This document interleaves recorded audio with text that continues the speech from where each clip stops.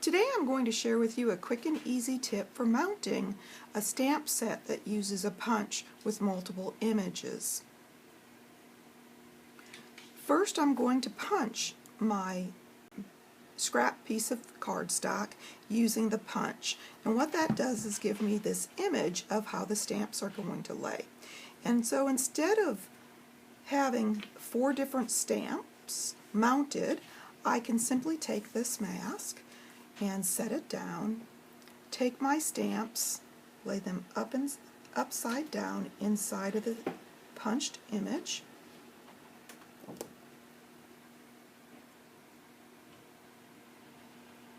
lining them up to see what works best.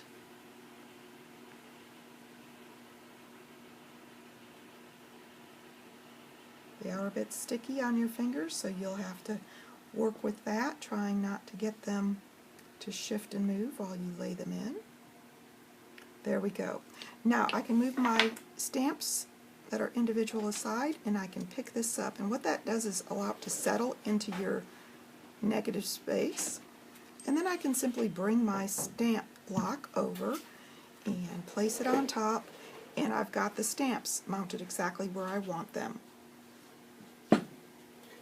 I'm going to bring over my piece of cardstock, ink up my stamp, and of course you can use different colors if you would like, but this is just to show you how to use your mask.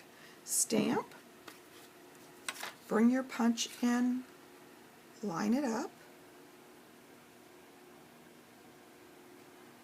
and as you can see I've got lovely spacing around all of my images, and punch, and let's look at the final product. And of course, if you don't get it right the first time, reapply your stamps. You can adjust them as you'd like when doing this technique.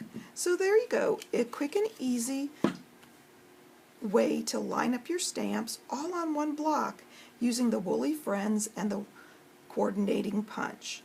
And of course, if you'd like any of these products, feel free to stop by my online store. You can get there from my blog, Stamp with Jini. Thanks for joining me.